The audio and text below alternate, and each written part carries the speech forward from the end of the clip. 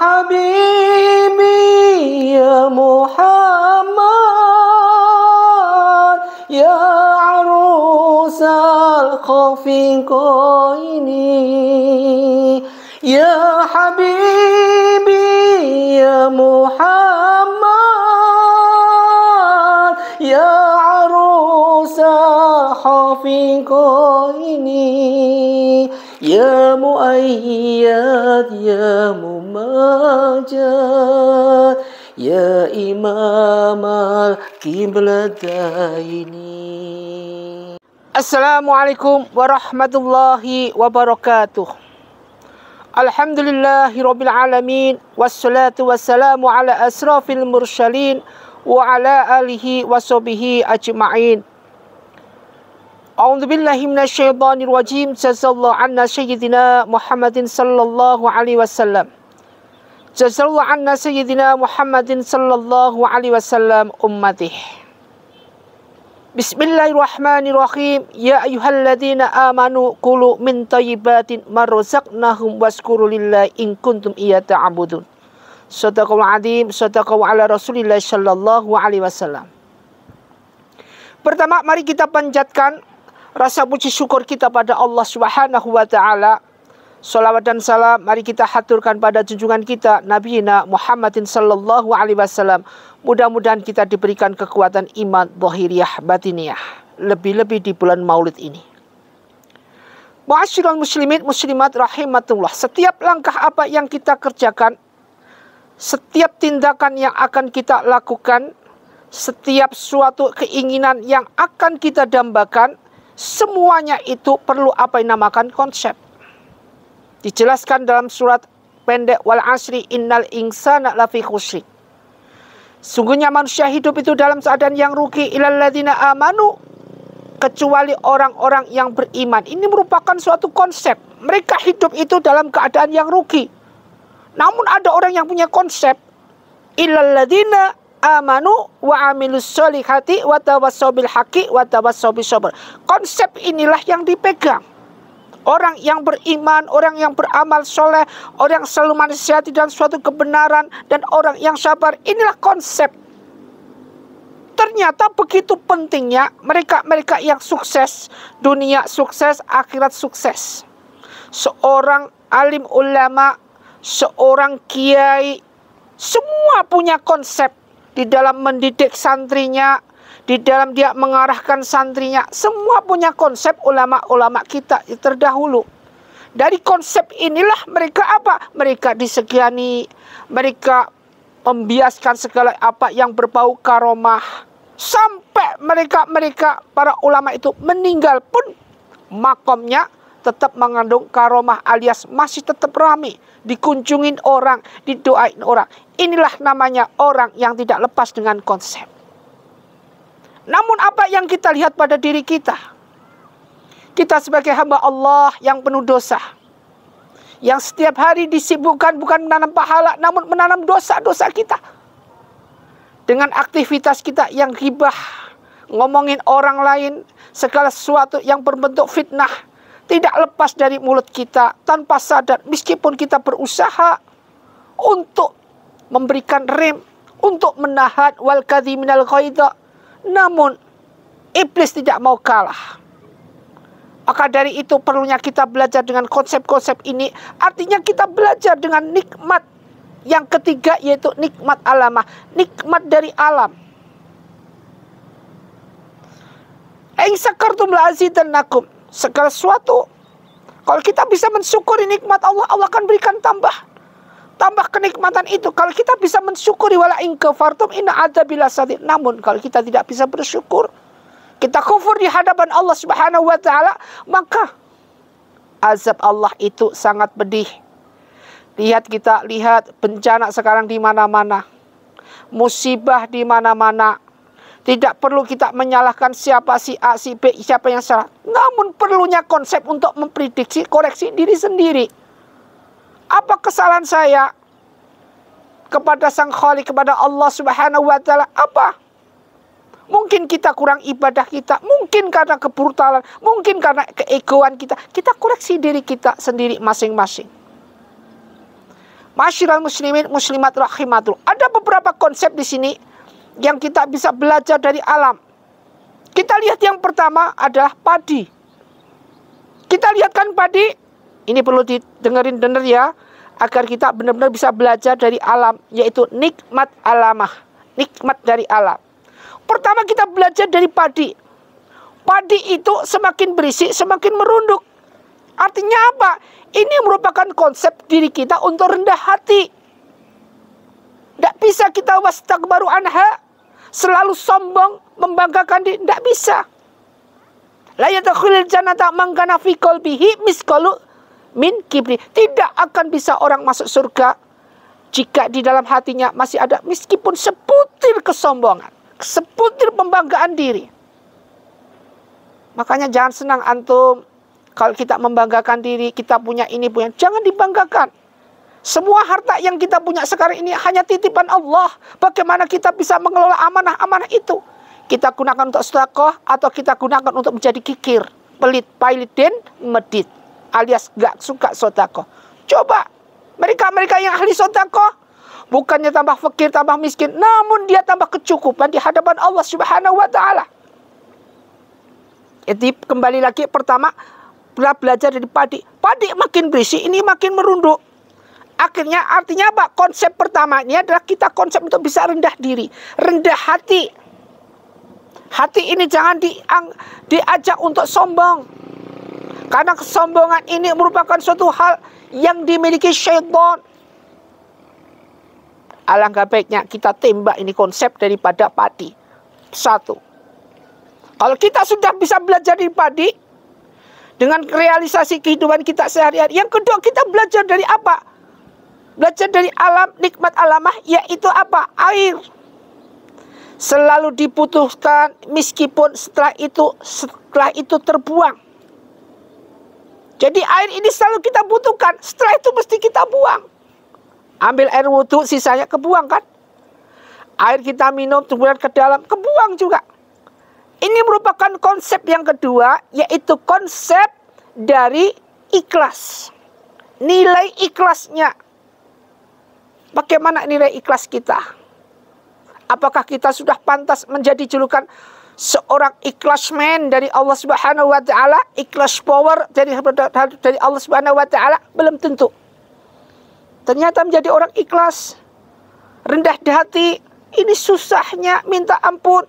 Perlu belajar dengan butuh waktu, tidak hari satu hari dua hari, tahunan baru kita bisa mempelajari nilai ikhlas. Coba apa yang kita punya? Andai kata di jalan kita punya sesuatu yang kita cintai, kita kasih, kita sayangi ini. Harta yang kita sayang, kemudian harta itu diminta oleh seorang di jalan. Kita kasihkan apa enggak? Enggak kita kasihkan. Rata-rata 90% tidak akan ngasihkan. Kenapa? Karena kita tidak punya konsep ikhlas. Namun mereka yang konsepnya ikhlas, sebagaimana dimiliki Abu Bakar, Umar bin Khattab, apapun yang dia minta, dikasihkan ini. Sampai konon suatu cerita, Abu Bakar sampai tidak punya kursi di ruang tamu aja nggak punya. Disedekahkan. Dan Abu Bakar prinsip punya apa? Yang prinsipnya di dalam Abu Bakar yang dipunya adalah Allah dan Rasulullah yang akan menolong. Kemudian yang ketiga yaitu konsep belajar dari alam, yaitu akar. Di mana akar ini mempunyai makna dan tidak terlihat tapi memberikan banyak manfaat. Ini konsep untuk daripada sedekah. Akar ini terdalam, akar ini termasuk di dalam tanah. Dihuni tanah, ditutupin tanah, tidak kelihatan akarnya kemana. Coba bisa kita lihat akar kemana. Menjalar ke kanan ke kiri, tidak dilihat orang. Namun akar ini memberikan manfaat pada mereka. Inilah konsep daripada sedekah. Instal rizqa mis sedekah. Hendaknya mencari rezeki dengan cara bersedekah. Sedekah sebanyak-banyaknya tanpa harus menunjukkan siapa yang bersedekah. Inilah konsep daripada belajar dari alam, apa yang dinamakan akar tadi. Di akar nilai daripada ikhlas atau daripada sedekah. Tadi kita sudah belajar dari padi, konsep rendah hati, kemudian air, konsep untuk ikhlas, kemudian yang ketiga, akar adalah konsep untuk daripada sedekah. Yang keempat adalah konsep daripada burung. Kita lihat burung. Walaupun dia dapat terbang tinggi, burung ini dapat terbang kemana-mana, bebas. Namun, di dalam dirinya tetap tidak lupa apa yang dinamakan daratan. Dia tetap akan kembali ke daratan. Artinya apa? Ini konsep bagaimana burung ini ternyata tidak lupa dengan daratan. Konsepnya adalah konsep untuk bersyukur. La in sakartum la azidannakum. Mensyukur, bersyukur terus. Seperti kita, andai kata kita kemanapun kita pergi, namun dalam hati kita, kita tidak pernah lupa dengan orang tua kita.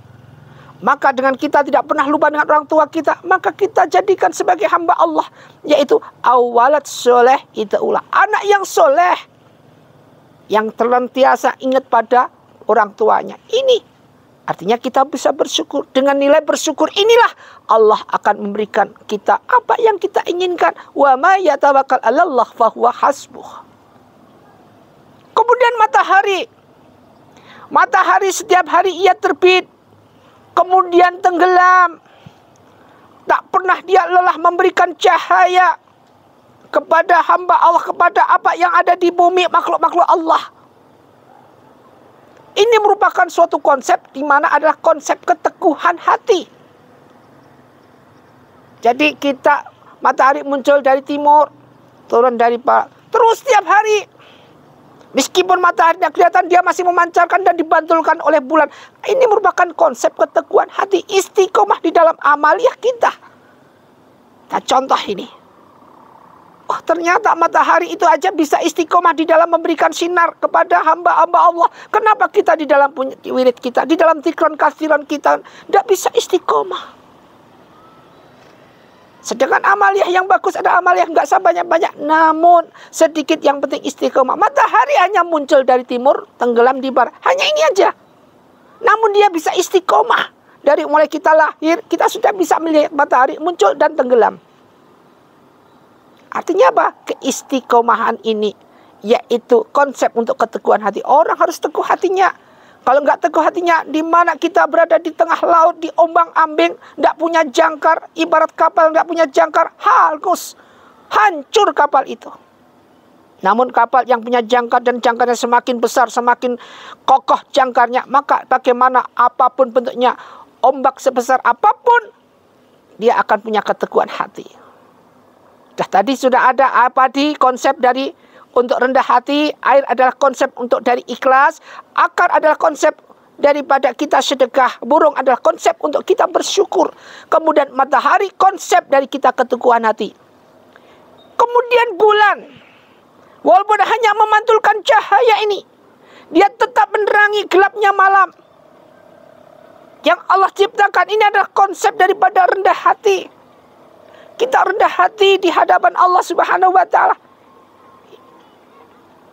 Maka perlu kita tancapkan apapun bentuknya, apapun yang kita lakukan, ternyata di atas langit masih ada langit. Kalau kita sudah tahu di atas langit masih ada langit, janganlah kita gegabah, janganlah kita sombong, janganlah kita munafik. Jangan sampai kita masuk ke dalam ayat munafik. Wa'adallahu munafikina wal munafikati wal kufara naru jahannama khalidina fiha ya hasbuhum wa la'anahumullah wa lahum adzabun muqim. Kita hindari. Kemudian yang terakhir adalah rumput. Rumput yang terakhir ini merupakan konsep yang paling susah dimiliki oleh hamba Allah yang bernama manusia maupun jin maupun iblis. Ma khalaqal jinni wal insi illa liya'budun. Aku ciptakan jin dan manusia tidak lain hanyalah untuk menyembah kepada Allah Subhanahu wa Ta'ala. Namun nilai kesabaran luar biasa. Namun hamba Allah yang punya nilai kesabaran ini luar biasa, Masya Allah. Jadi rumput ini sering diinjak, tapi selalu tumbuh kembali lebih hijau lagi, bahkan lebih hijau dan lebih hijau. Meskipun diinjak orang, dia akan lebih hijau. Inilah namakan konsep kesabaran.